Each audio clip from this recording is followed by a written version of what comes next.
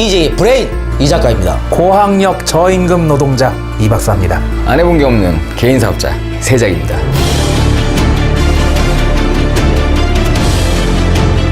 이 박사 이 작가 EJ 시작하겠습니다.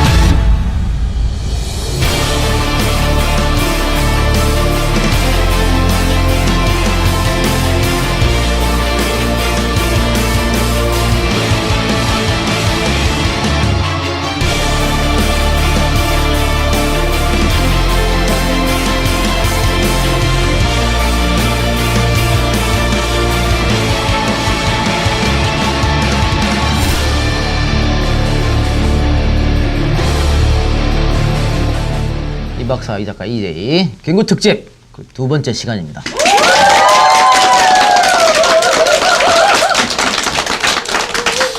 두 번 시간인데 뭐 새롭게 한 건 아니고요. 그냥 그 자리에서 지금 녹화를 하고 있어요.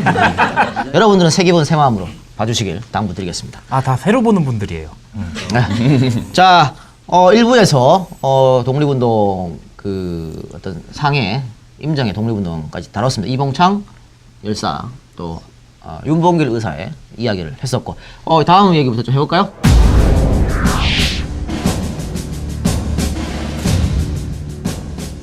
네. 이봉창 의사와 윤봉길 의사의 의거는 일부 때 얘기했지만 중국의 장제스와 국민당의 마음을 움직입니다. 중국 국민당과 장제스는 임정 필요 없는 하찮은 존재 이렇게 생각을 했었는데 태도를 완전히 바꿉니다. 뭐 그래서 그랬었죠. 중국의 몇 백만 군인도 못한 거를 조선인 청년 한 명이 해냈다 그런 얘기가 있죠. 실천해서 뭔가를 만들어 오니까 일단은 임정이 제일 딸리는 게 돈이잖아요. 돈부터 지원합니다. 그래서 자금난에서 임정이 해방될 수 있었습니다. 장제스가 돈이 엄청나게 많았다니까 이 새끼 이거. 얼마나 슈킹을 많이 깠는데. 슈킹을 이게 다 저 중국 국민들 돈이지 뭐 지 돈이겠어?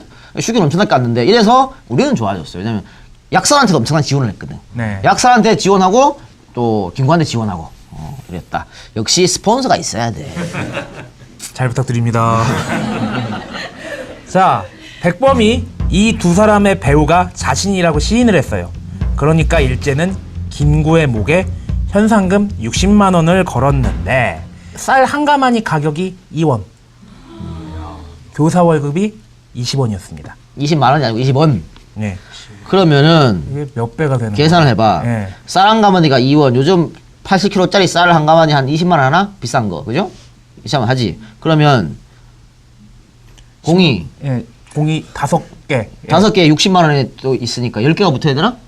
그렇게 되죠. 일시, 백, 천만, 십만, 천만, 그 이루기. 하여튼 많은 돈이야. 엄청난 돈이다. 억은 일단 넘어가요. 제가 알기로 거의 빌리언, 빌리언이면 10억인가? 100억인가? 모르겠다. 하여튼 하여간 억대입니다. 예. 아니야, 한 몇백억대, 1000억대까지는 한 600억? 600억 정도 될 겁니다. 아마 하여튼 엄청난 돈의 현상금을 걸었다는 거죠. 이후에 일제의 추격을 피해서 백범 선생이 상해를 탈출합니다. 그런데 이 과정에서 주해보라는 여자 뱃사공을 만납니다. 아까 전에 결혼 안 했다 그랬는데 아이 나 이런 거야. 에이. 그리고 5년 동안 함께 생활합니다. 뭘 야야. 뭘 야니 너는 거기다 대고. 아이씨. 백범일지 기록에 따르면은 5년이나 가깝게 나를 광동인으로 알고 섬겨왔고 나와는 부부 비슷한 관계도 부지중에 생겨서 부부 비슷한 관계는 뭐야? 요즘 말로 하면 사실혼이지 뭐. 실로 내게 대한 공로란 적지 아니한데 다시 만날 기약이 있을 줄 알고 노자 이외의 돈이라도 넉넉하게 못 준 게 유감이라고 쓰여 있습니다. 그러니까 이 처녀뱃사공을 만나가지고, 그러니까 도망 다닐 때입니다. 이때 도망 다닐 때인데 이렇게 만나서 그 선상생활도 하고 오래 있었어요. 뭐 경찰이 추적해 오면은 뭐 중국말 쓰면서 나 뭐 조선 사람 아니다. 我是 중국어론. 뭐 이렇게 하고 그렇게 했는데 헤어질 때 곧 만날 줄 알고, 그러니까 뭐 차비 정도는 조금 줬단 말이에요. 근데 그게 계속 마음에 걸리는 거예요. 한국 돌아와가지고. 그래서 백범일지에 이렇게 기록을 해놨다는 얘기죠. 백범일지. 있을 때 잘하지 말이야. 에이 참. 자, 계속 가보겠습니다. 장제스와 중앙군사학교, 낙양분교 한일특별반을 설치해서 이후에 임정이 약화되고요. 그로 인해서 아까 얘기한 대로 독립단체가 중국에 세워집니다. 여러 단체가. 그래서 장제스는 이게 별로 마음에 안 들어가지고 하나로 합치고 요구를 합니다. 약산 특집에 나온 예. 거예요. 근데 김구는 아까 얘기한 대로 임정 중심이에요, 무조건. 지속적 주장을 합니다. 그래서 유명무실을 했는데 그 해체를 요구했는데 김구는 아까 얘기한 대로 정면 돌파를 합니다. 그래서 1938년도에 그 민족주의 계열의 3당 통합 문제를 의논하는 중에 조선혁명당 간부 출신인 이윤환의 총탄에 피탄되어 사경을 헤매고 살아납니다. 이거 말이죠. 진짜 죽을 뻔했어. 총에 맞아가지고. 진짜 죽을 뻔했고 당시에 그냥 방치했었거든요. 의사도 뒤늦게 오고 거의 죽는 건데 기가 막히게 살아났어. 근데 이렇게 기가 막히게 살아났는데 말이야. 나중에 참 안두희의 손에 죽었어. 진짜. 그거 뒤에 가서 얘기하도록 하고.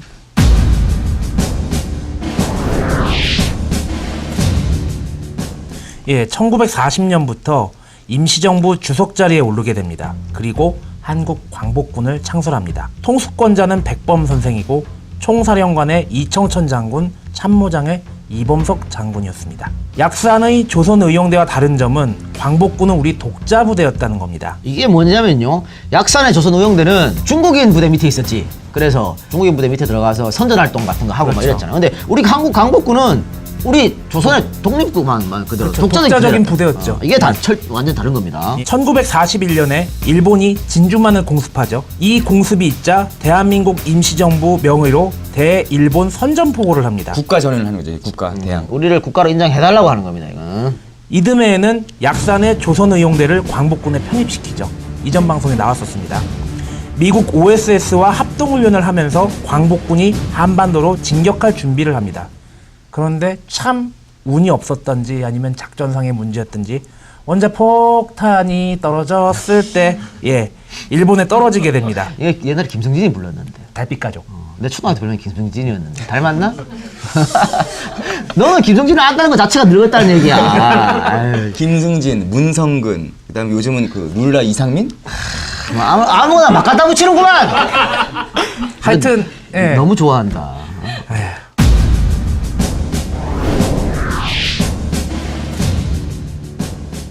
원자폭탄이 떨어져가지고 일본이 생각보다 일찍 항복합니다. 조선 진공 계획을 세우던 그 김구의 계획은 완전히 빗나가고 맙니다. 제일 억울했죠, 이거를. 예. 이게 정말 원통한 순간이죠. 이것 때문에 외세에 의해서 독립을 한 거죠. 우리 김구 말대로 정말 우리 부대가 이 헬기 부대, 낙하산 부대가 딱 가서 일본을 이겼으면은 우리가 그 분단도 안 됐을 거고 말이야. 그런데 외세의 힘에 의해서 광복이 됐기 때문에 결국 분단까지 갔어요. 그래서 굉장히 이걸 원통하게 생각했어요. 왜냐면 승전국이 돼야지 그 권한을 갈 수가 있잖아요.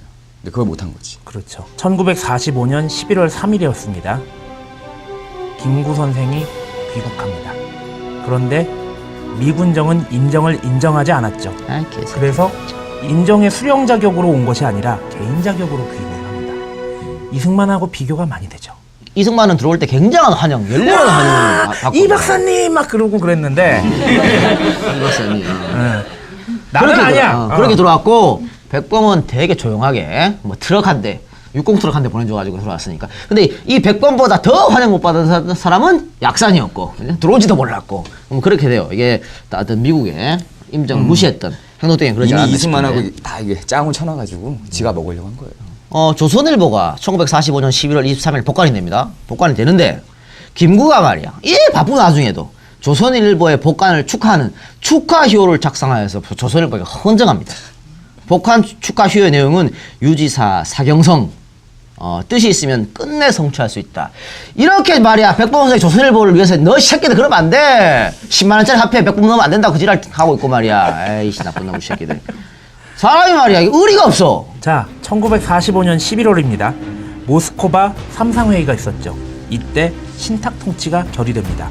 그리고 1945년 12월 27일에 공동성명이 발표되는데 그 내용이 한국의 임시정부를 수립하고 그 정부 및 사회단체와 협의하여 신탁안을 결정하는데 그것은 최고 5년으로 한다 였습니다. 이건 뭐냐? 선 임정 수립 후 신탁안. 이 중요한 이렇습니다. 겁니다. 그러니까 모스크바 사무상의 결정은 임정을 먼저 수립하고 인정한 거 임정을. 그 다음에 신탁 안 되는데 오보. 밖에 들어온 거. 20조선 동아리 오보를 해가지고 뭐라고 됐어. 선 신탁 후 임정 수립으로 알려졌습니다. 이래서 우리나라에서 반탁 운동, 참탁 운동은 난리가 난 거예요. 이 잘못된 보도 하나 때문에. 조중동이 만든 거예요. 아, 똑딱을 뜯어 못 써먹고, 에이씨.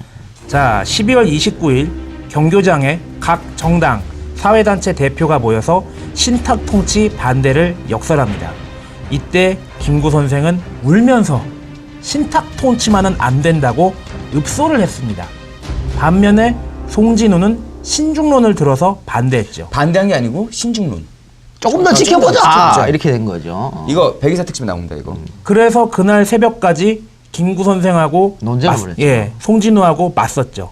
그리고 송진우는 집에 돌아가다가 한현우에게 집에 암살당하죠. 돌아가서, 돌아가다가 아니고 집에 돌아가서, 예. 그 집에서 저번에 자다가 그 백이사 그 특집 어. 그 새벽에 자고 있을 때 들어와서 처음에 그 친척한테 쏘고 그다음에 네가 누구냐? 내가 송진우다. 쏘는 거죠. 송진우가 왜 그럼 이렇게 백범한테 맞섰냐면 사실 백범이요 이 반탁을 왜 이렇게 강하게 했냐면 임정 중심으로 해서 단독 정부를 꾸리려고 그랬다고. 임정 중심으로. 그런데 그거를 하지가 가만히 보고 있겠나? 어? 그러니까 송진우가 그래봤자 하지한테 안 된다 이렇게 하면서 반대를 한 거고, 그다음 신중현을 편 거고, 이러니 송진우를 죽인 게 백범이 아니냐라는 그런 얘기가 나오고 있는 거죠, 음모론이.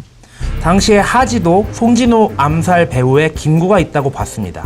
그래서 1946년 1월에 김구를 불러서 반탁운동 중지해라 라고 명령했습니다. 그리고 하지는 김구에게 다시 한번 나를 기만하면 죽여버리겠다 라고 말하고 근데 이렇게 말할 때 우리 김구 선생이 그래 내가 오늘 여기서 죽겠다 뭐 이랬다고. 예. 똥배짱 아주. 김구 선생의 경호원들이 가지고 있던 무기를 전부 뺐습니다. 하지가. 이걸 뭐라 그러지? 군대 용어로? 무장해제. 아 그래. 군대에서 무장을 해본 적이 없어서. 자, 1947년 12월에 아까 말씀드렸던 장독수가 암살당합니다. 그런데 이 장독수도 누가 죽였다? 김구가 죽였다라는 오해를 모르지 뭐, 오해인지 진짜인지 뭐 어쨌든. 근데 미군정은 장독수 암살 배후에 백범이 있다고 봤어요. 그래서 법정으로 그를 소환했습니다. 결국은 법정에 세웠어. 이승만도 김구가 배우일 것이라고 보았습니다. 그렇기 때문에 김구가 이승만한테 야 미국에 이야기해가지고 제발 나를 법정에만 안 서게 해달라 이렇게 얘기했었거든요. 그렇게 얘기하는데 이걸 무시했죠. 그래서 결국은 백범이 법정에 섰다. 자, 이때부터 김구와 이승만은 분열하기 시작합니다. 그래서 이승만이 해줄 리가 있겠어, 그거를? 당연히 안 해주지. 나중 남북 협상 이후에 김구와 이승만은 완전히 갈라서게 되죠. 그래서 김일성 만나러 가겠다는 김구에게 이승만이 뭐라 그랬냐면 차라리 스탈린을 만나십시오. 김구는 혁명가는 될 수 있어도 정치가는 못 되고 그저 곡괭이 들고 나가서 부술하면 하겠지만 정치 다독거리는 건 못합니다. 라고 했습니다. 그러니까 이걸 남북 협상을 굉장히 순진한 걸로 봤어요. 이승만은. 그렇기 때문에 김구는 정치가가 아니고 혁명가다. 때려 부수고 두드러 패고 뭐 사람 죽일 줄 알았지 정치는 못한다. 이렇게 비판한 거죠. 이 얘기를 그 우리 저쪽 우파애들이 우파애들 김구 지금 선생을 하고 가장 비하할 때 쓰는 이 표현이 이런 거예요. 김구는 정치력이 정치인이 없었다. 아니다. 이렇게 얘기하는 겁니다. 그리고 김구도 이승만 보고 뭐라 그랬냐면 남북 협상이 끝나고 돌아와서 김선이라는 사람한테 이승만에 대한 욕을 합니다. 아니 우리가 중국에서 뻣뻣한 빵 한 조각 먹고 며칠 그걸로 끼니 때울 때 이승만 이 사람은 반역자 작은 곳으로 간다고 미국 간다고 해놓고선 돈커녕 미국 여자 하나 얻어가지고 침대에서 뒹굴고 이래서 지가 애국자라 그래? 이렇게 얘기했다. 근데 팩트네, 이거는.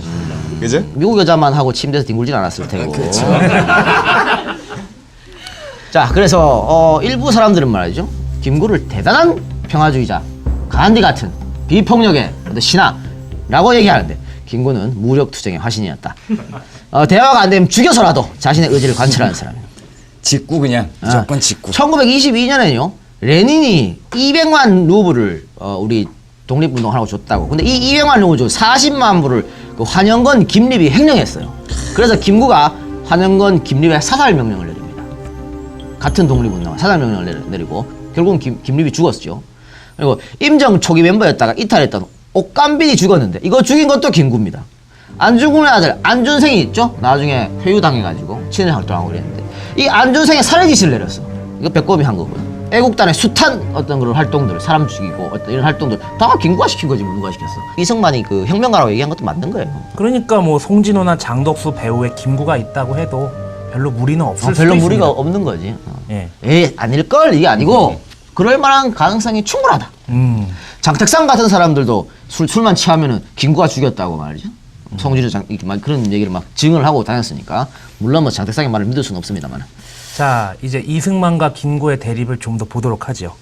1946년 6월에 이전에 몇 번 방송에서 언급한 이승만의 정읍 발언이 있었습니다. 뭐 단독 정부 구성해야 된다 그런 얘기였죠. 이후 48년 2월에 김구는 3천만 동포에게 읍소함이라는 단독 정부 반대 성명을 발표하고 남북 협상에 나섭니다. 이 남북 협상은 김일성에게 이용당한 측면이 많아요. 그리고 정치적으로도 실익이 하나도 없었던 것이었습니다. 그렇지만 김구는 민족 분단만은 막아야겠다는 일념하에 김일성을 만난 겁니다. 본인은 일찍이 글을 배우지 못해 무식했고 따라서 말도 할 줄 모르기 때문에 한마디 글자를 적어가지고 나왔습니다. 친애하는 의장단과 각 정당 단체 대표 여러분, 보국 분열의 위기를 만두하기 위하여 남북의 열렬한 애국가 일당에 회집하여 민주다주의 독립을 견지할 대계를 창소하게 된 것은 실로 우리 독립운동사의 위대한 발전이며 이와 같은 성대한 회합에 본인이 참석하게 된 것은 큰 영광으로 생각합니다. 김구가 김일성에게 이용당할지도 모르고 만났다는 것은 말이 안 되죠. 그 당시 일개 대학생들까지 김일성의 계략을 간파하고 있었는데 김구가 과연 몰랐을까요? 김구의 반대파들은 이때의 김구의 선택을 두고 비현실적이고 이상적인 김구의 정치 스타일이 그대로 나온 것이라고 김구를 비판합니다. 그런데 봅시다. 3.1운동, 독립운동, 현실적인 거였습니까? 현실적인 것만이 정의는 아니죠. 오히려 김구는 단정이 수립되면 언젠간 전쟁이 일어날 거라고 예언한 정치인이었습니다. 김구 말고 이런 예견을 한 사람이 없었어요. 아니, 단일 국가로 1000년 이상 살아온 한국인데 후삼국 시대 이후 1200년 만에 분단이 곧 눈앞에 다가오는 상황이었습니다. 근데 이 상황에서 아무것도 안 하는 것이 오히려 더 매국적인 것이 아닌가 그런 생각이 듭니다. 김일성이든 뭐 지랄이든 일단 만나서 얘기를 해봐야 될 거 아니야. 안 되는 거 뻔히 알면서 그래서 우국 충정으로 갔다. 근데 이걸 가지고 비난하면 안 되지.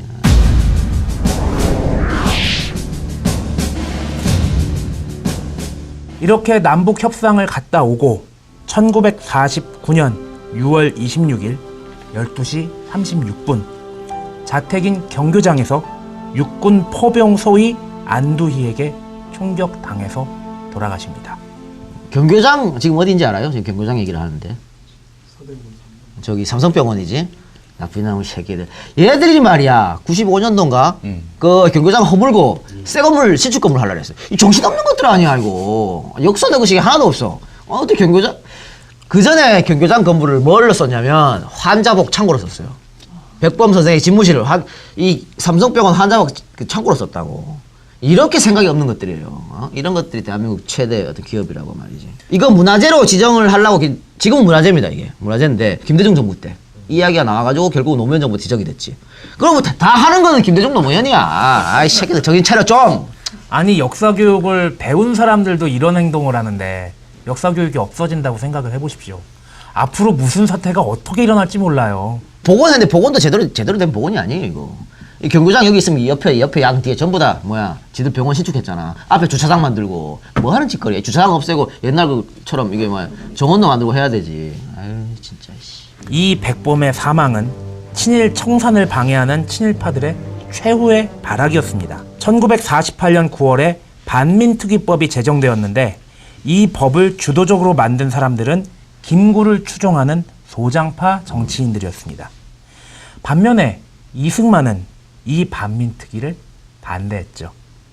이승만과 반민특위 간의 알력이 있었던 1949년 2월에 김구는 반민특위 활동을 방해하는 행위는 청소해야 할 것이다 라고 하면서 반민특위를 지지합니다. 딱 이때 김구가 암살당한 겁니다. 이게 연속 석상이 있는 거죠.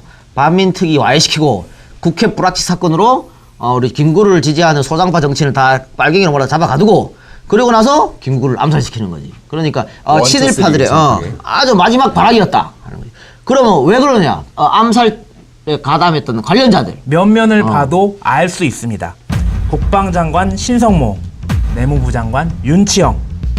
이 윤치영이 안두희를 감형시켜주고 반민특위법 반대 국민대회를 주관한 인물이었습니다. 서북청년단의 홍종만, 헌병사령관 전봉덕, 부사령관 원영덕, 특무대장 김창룡, 포병사령관 장은상, 육참총장 최병덕, 친일경찰 출신 노덕술, 최우나 몽땅 친일파였습니다. 백법 암살에 관련된 새끼들은 전부 친일파이다. 한 사람도 빠트림없이. 이 상황에서 백범의 암살은 반민특위를 와해시키고 국회 프락치 사건을 조작해서 소장파 국회의원들의 손발을 묶은 친일 세력들이 친일 청산을 못하게 하려는 최후의 발악이자 그들로 봤을 때는 마지막 활용점정의 사건이었던 거죠.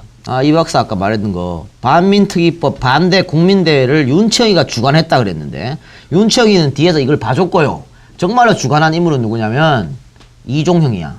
이종형 아나? 이 박사가 이러면서 막 연기했던 친일파 있잖아. 아니 내가 됐어 안 해도 돼.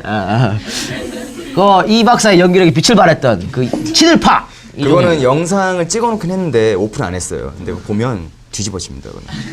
운명의 그날로 가봅시다. 백범 선생이 암살당했던 안두희의 증언을 참고로 해서 재구성해봤습니다. 제가. 자, 범행이 있기 하루 전인 1949년 6월 25일 장은산 포병대령이 안두희를 만나서 내일 12시에 김구를 암살하라고 지시합니다. 시간까지 정확하게 말해줬어요. 나중에 이 장은산 포병대령은 뒤지게 되죠. 마지막 주사위는 안소희가 하는 거 다 알지 않는가? 안소희가 죽갔는지 안 죽갔는지 내일 한번 해봐. 이렇게 지시를 해서 죽이라 그랬습니다. 그리고 그 암살당한 당일 1949년 6월 26일 오전 10시입니다. 자, 12시에 죽이라 그랬지? 오전 10시에 안두희가 집을 나와요. 집을 나왔는데 아직 시간이 남았잖아. 12시에 죽이라고 했으니까. 그래서 경교장 근처에 자연장 다방이라고 있어요. 자연장 다방이로 갔습니다. 그래서 뭐 레지랑 커피 한잔 먹고 있었겠지. 11시가 넘자 다방에 말이야 헌병들이 깔리기 시작하네. 이건 또 뭐야? 왜? 모르지 씨발 내가 어떻게 알아. 헌병들이 쫙 깔리기 시작합니다. 그래서 이때 헌병 사령관이 누구였냐? 친일파 전봉덕이었단 말이죠. 전봉덕의 딸이 누군지 알아요? 전혜린이지. 전혜린이 그 유명한 작품이 뭐지? 그리고 아무도 없었단가? 대단한 아주 초 베스트셀러 에세이죠. 이게 전봉덕이 아버지야. 결국은 전혜린도 스스로 자살해서 목숨을 끊었는데 이건 뭐 아버지가 친일파라고 딸까지 뭐라 그럴 수는 없고 어쨌든 헌병대들이 쫙 깔리고 나서 경교장으로 이제 안두희가 다방에 나와서 경교장을 갑니다. 경교장 앞에 경찰이 사실 지키고 있거든. 그래서 총 있나 이게 볼 거 아니야. 그런데 안두희가 검문을 받지 않았어요. 검문을 받지 않고 2층에 김구의 집무실로 올라갑니다. 자, 헌병도 도와주는 것 같고 헌병 있고 경찰도 경찰 통과하고. 있고. 예. 그때 김구의 방에서는 해방된 역마차라는 그런 노래가 흘러나오고 있었다 그래요. 해방된 역마차에 태극기를 날리며 누구를 싣고 가는 서울거리냐. 안두희는 백범을 만난 지 2분 만에 그를 저격했습니다. 보자마자 총으로 쐈다는 얘기지. 2분이면요 인사하고 바로 그냥 쏜 거죠.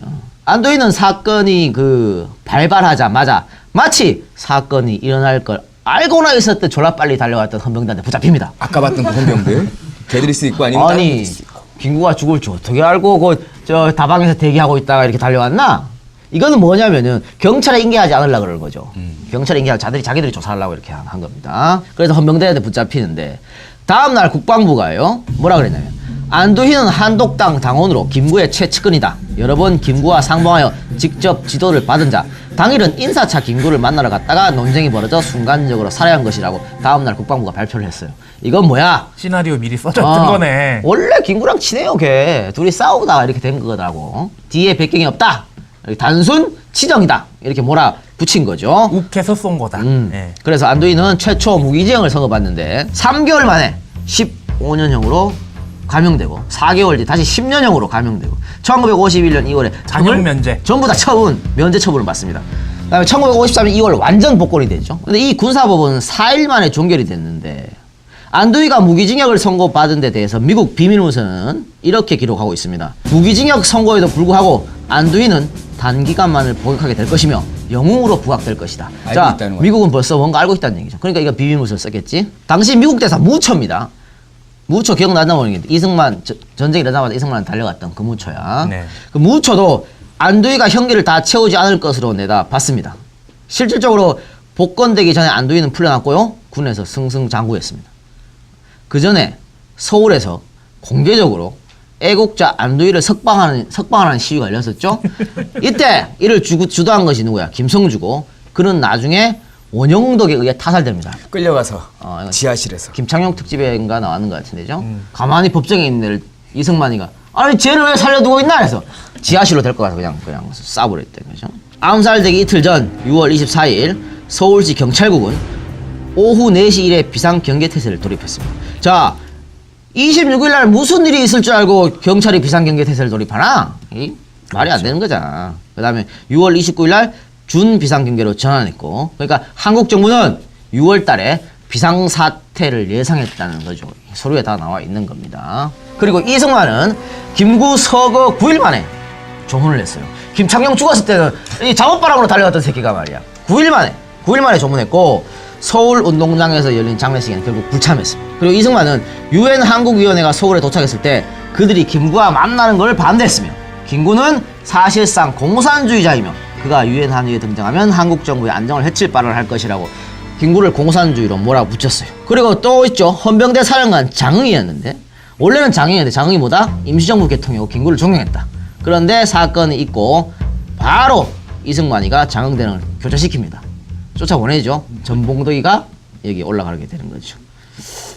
그럼 미국은 그 김구 암살에 어떻게 생각하냐 보도록 하겠습니다. 김구 암살 2주 뒤에 주한미 대사관은 국무부에 다음과 같은 3급 비밀문서를 발송을 합니다. 칼로 흥한 자는 칼로 망한다. 주중 한국 임시정부의 주석을 지낸 김구는 6월 26일 오후 12시 20분 한국 장교가 미제 권총으로 쏜 4발의 총격을 맞고 사망했는데 애국자로서의 그의 명성은 무명의 일본인을 제거하는 데 성공하면서 부분적으로 획득된 것이라고 얘기를 했습니다. 8월 9일 날 주한 미대사 무초는 안두희 재판 관련 보고서를 국무부에 송부를 합니다. 김구는 암살자의 생을 살았으며 암살자의 앞잡이들과 친구들로 스스로를 에워쌌으며 모든 죽음 가운데 그가 가장 잘 이해하던 바 그런 죽음을 맞이했다. 야망을 가진 사람으로 한국인 가운데 명성과 권위에서 이승만과 버금가는 인물이었으며 지난날 그의 야망이 좌절된 데에는 매우 격분을 했을 것이다. 그의 성격상 권력을 되찾기 위해 가용한 모든 수단들을 활용하지 않다고 한다면 이는 사실이 아닐 것이다. 역사적으로나 기질적으로라도 그가 자익이 아니라 극우라는 점은 의문의 여지가 없지만 현재 남한에서 야망이 좌절된 사실은 그로 하여금 불장난을 할 유혹을 갖게 만들었다. 상급 비밀문서 2가지를 보냈는데 여기 봐요. 김구에 대해서 대단히 안 좋게 썼습니다. 굉장히 부정적으로 썼어. 누가? 무초, 이 미국 대사 개새끼가 칼로 흥하자는 칼로 망한다 이러면서 대단히 안 좋게 썼는데 아까 윤봉길 의사가 도시락 폭탄 던졌지? 네. 무초가 그 자리에 있었어. 단상에 일본인들하고 같이 있던 새끼야 이거. 그러니까 이따구 소리를 하는 겁니다. 어? 아주 나쁜 새끼야 이거. 그 새끼 나쁜 새끼예요. 그리고 미국에서는 굉장히 김구를 야망가로 평가를 했네요. 야만가야 야만가야. 야망. 이런 내용도 나와요. 보고서에 재판당에 안두희 유죄가 확정이 되지만 사실상 승리한 것이며 육군이 그날 저녁에 안두희 변호를 맡았던 변호사들에게 승리 자치권을 마련을 해주었다라고 썼습니다. 아니 육군이 왜 그 안두희 저기 뭐 승리 자축이 뭘 승리야 이게? 이거 말이죠. 이승만 특집에서 한 것 같은데 네. 그 지금 육군 얘기 나왔죠. 당시 육참 총장이 누구냐면 최병덕이야. 최병덕 육참 총장이었는데 홍영기 검찰과장을 찾아갑니다. 홍영기 검찰과장을 찾아서 뭐라 그랬냐면 홍소령 그 안두희 얼마 구형할 건가? 살인자는 마땅히 사형을 받아야 되지 않겠습니까? 에이 사형은 너무 심해. 내 생각 같아선 10년 구형하는 거. 그렇게는 안 됩니다. 10년만 구형하면 국민들이 어떻게 생각하겠습니까? 모르지 나야. 아니 10년 구형해. 그래 뭐 그래 그건 네 생각이고 그러면서 야 10년만 구형해 이렇게 우리 이승만 특집에 나왔었던 건데 네. 아니 그 육군이 이지랄 하니까 이렇게 뭐야 자축 파티 이런 것도 열고 그런 겁니다. 아주 이게 안두희 사진을 안두희 죽기 얼마 전에 아마 이게 이 김구 묘소 앞에 가서 생쇼하는 거지. 악의 눈물인지 뭔 그렇죠. 눈물인지 모르겠습니다만은 그런데요 안두희가 이렇게 맨날 이 증언을 번복했는데 제가 봤을 땐 증언을 번복한 게 아니고 그냥 몰랐을 것 같아. 시켜서 한 시켜서 거죠. 한 거지 네. 뭐 알아? 육군 소위가 뭘 알아? 그냥 야 너 이거 하면 네 인생 보장돼 이렇게 하니까 그랬지 않았나. 나중에 안두희는 그래서 그 군납 해가지고 강원도에서 최고 가는 부자로 살았습니다. 그러다가 나중에 자식들은 미국 보내고. 자, 한국준 971 CIC 파견대에서 근무했던 파넬 소령이요. 나중 CIC 사령부가 1994년 인터뷰를 합니다. 이 인터뷰에서 뭐라 했냐면 이승만이 대통령이 된 후에는 김구는 이승만에게 위협적인 존재가 되었다.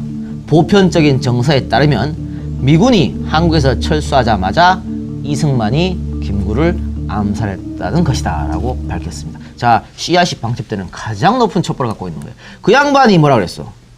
김구를 암살했다, 이승만 했다 이렇게 얘기를 한 겁니다. 우리가 사실은 이승만 편에서 언급했었습니다만 증거가 없어서 말을 못하는 것 뿐이지 이 정황 증거로서는 100%입니다. 이거 이승만이 했다는 것은 우리 민족적 지도자. 왜 그랬냐면은 김구 선생은 단정할 때 참여를 안 했죠. 참여를 안 하는데 그 다음 선거는 참여를 하려고 그랬다고. 그러면 이승만이가 김구랑 해갖고 이길 수 있겠어요? 그렇죠. 택도 없는 얘기지. 그렇기 때문에 김구만 제거하면 이 라이벌 김구만 제거하면 자기가 평생을 대통령직 해보고 권력을 쥐고 흔들 수 있었다고 판단해서 김구를 이렇게 암살하지 않았나 싶습니다. 2부에서는 이렇게 김구의 죽음에 대해서 의문점을 한번 얘기해봤습니다. 여러 가지 이야기 있었습니다만은 확실한 것은 이승만의 범행이 아닐까 싶고요. 이거는 뭐 각자가 판단하겠지만은 저는 뭐 믿습니다. 이승만이 시켰다고 믿고. 뭔가 뉘앙스가 이상한데요? 요즘에 왜냐면은 저기 백년전쟁 때 말이죠. 거기 이승만 유족들이 직계도 아니면서 씨가면 유족이라 그래. 하여튼 유족들이 고발을 했어요. 백년전쟁. 아 유족이 있어? 있어 양자 뭐 이렇게 직계도 아니고. 아, 나 그때 쫄았던 거 기억 안 나. 그래서 그런 예. 거야. 있는데 날라라니까 날 좀 해줘 날. 그랬는데 뭐 어떻게 될지는 모르게 지켜봐야 되겠습니다만 어쨌든 뭐 저는 이승만 했다고 생각합니다. 이 박사님 오늘 어때요 김구 특집? 역시 김구에 대해서 우리는 김구라는 이름은 많이 알지만 그의 구체적인 활동 내역을 아는 사람들은 많지 않은 것 같아요. 일단 백범 김구 선생은 너무나 강직하게 나라를 사랑했고 그래서 해방을 위해 몸으로 뛰었고 분단을 막기 위해서 노력을 하신 분인 것 같습니다. 굉장히 이렇게 자세한 내용들을 했지만 정확하게 우리가 김구를 알지는 못하는 것 같습니다. 이런 상황에서 역사 교육이 점점 줄어든다고 합니다. 저희는 뭐 정규 교육 과정에서 그래도 역사를 꽤 교육을 받았다는 사람들입니다. 이런 사람들도 김구에 대해서 잘 몰라요. 그런데 역사 교육이 없어진다면은 김구에 대해서 얼마나 알 수 있을까요? 나가서 우리 역사에 대해서 어떻게 알 수 있을까요? 이건 참 고민해 볼 문제라고 생각합니다. 다시 김구 얘기로 돌아가서 저는 미국의 평가가 굉장히 관심 있게 보여집니다. 미국의 평가의 진위 여부가 중요하다는 게 아니라 백범 선생을 요새 테러리스트로 묘사하는 사람들이 있죠. 그 사람들이 왜 그러는지가 이해가 됩니다. 그 사람들 대부분 친미죠. 미국에서는 백범 선생을 과격분자라고 보고 있죠. 미국의 평가를 그대로 받아들인 게 아닌가 싶습니다. 이런 상황에서 우리는 과연 어떻게 대처해야 될지 가만히 생각해 볼 필요가 있다고 생각합니다. 이상입니다. 그래요. 친일 했던 사람이 친미로 간 거지. 이게 기회주의자들의 형태고. 자, 세작은. 일단 공감 가는 건 이승만이 정말 나쁜 놈이다 라는 걸 생각을 했고요. 고발 당하면 어쩔 수 없고 또한 느끼는 거는 한국의 근현대사 중에서 가장 뒤틀어진 지점이 바로 여기다. 여기서부터 그 잘못된 역사들이 반복되고 친일파들이 득세하고 독립운동했던 분들은 지금도 골방에 살고 있고 슬픈 일입니다. 그래서 이미 졌다고 해서 그 청산 못했다고 해서 그걸 계속 포기하고 그럴 게 아니라 알아내야죠. 알아내서 지금의 역사가 잘못되고 있는 거를 후세들에게 얘기를 해줘가지고 앞으로 우리의 후세들은 좀 더 좋은 미래를 볼 수 있도록 좀 더 노력을 좀 해야 될 것 같습니다. 이상입니다. 백범이 아까 우리 우파들이 비판하는 것 중에 하나가 백범이 정치력이 없다는 얘기예요. 백범이 정치력이 없다고 뭐 혁명가, 투쟁가, 선동가 이렇게 했는데 백범은 그 미래를 내다볼 줄 아는 사람이었다. 백범이 가장 신경 썼던 게 뭐냐면 문화입니다. 문화에 대해서 엄청난 신경을 쓴 사람이에요.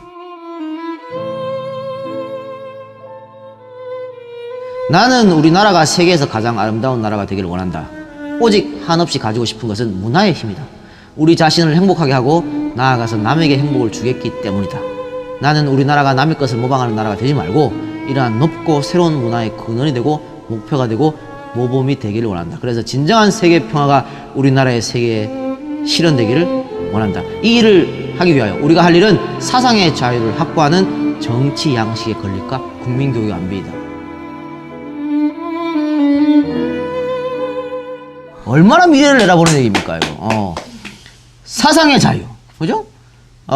정치 양식의 건립, 국민 교육, 문화에 대한 힘, 강조했던 거고, 모방하지 말고 창조적인, 창조 나왔네. 아니 이런 생각을 가지고 있다면은 백범 선생이 공산주의를 비판하는 것도 마땅하다고 생각합니다. 왜냐하면 너네들도 나 비판하고 싶으면 비판해라고 생각하는 거거든요. 1940년대 벌써 창조 얘기를 하고 계시는데 뭐 이제 와가지고 창조를 하나? 아이고 미국 참. 가서 또 새로운 거 창조했죠 지금. 성폭행을 창조했나? 그래. 윤 선생 영어 교수라는 얘기. 마지막으로 말입니다. 저는 뭐 오늘 저의 마무리 멘트를 생략하고 감히 제가 뭐 김구 선생 앞에서 건방스럽게 정리하는 건 하지 않겠습니다. 둘을 한 대 시켰지만. 야, 아니 어차피 원고에 없어요 이거. 좋은 건 지가 다 해요. 뭐 파라리니까 인정. 하지 않겠고 백범 선생의 유명한 경구를 읽어드리면서 방송을 마치도록 하겠습니다. 나의 소원이라는 이야기죠. 내 소원이 무엇이냐 하고 하느님이 물으시면 나는 서심치 않고 내 소원은 대한 독립이요 하고 대답할 것이다. 그 다음 소원은 무엇이냐 하면 나는 또 우리나라의 독립이요 할 것이요.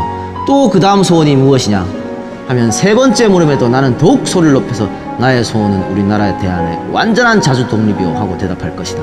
동포 여러분, 나 김구의 소원은 이것 하나밖에 없습니다. 나는 일찍 우리 독립정부의 문지기가 되기를 원했거니와 그것은 우리나라가 독립국가가만 된다면 나는 그 나라의 가장 미천한 자가 되어도 좋다는 뜻입니다. 수고하셨습니다. 방송 마치겠습니다.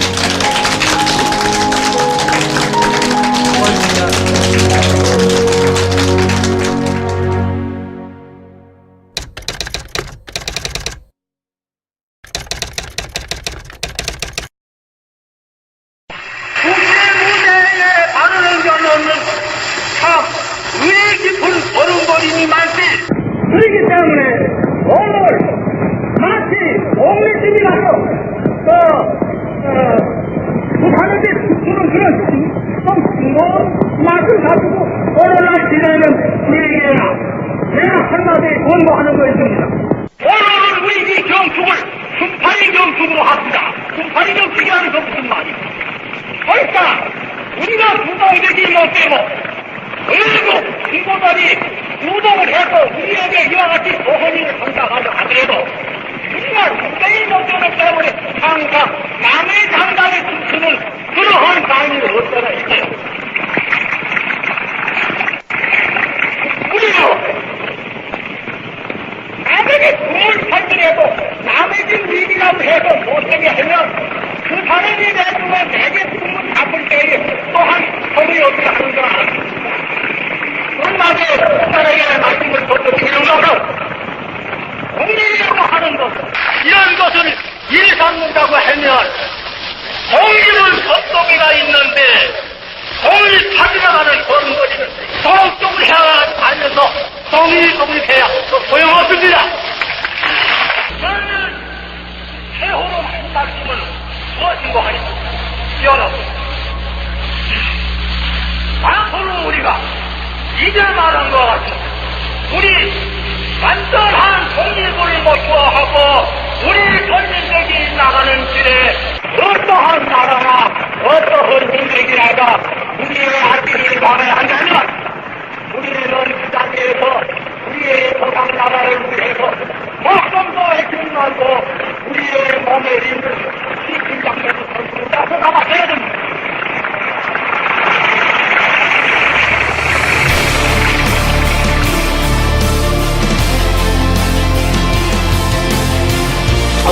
깜짝이야.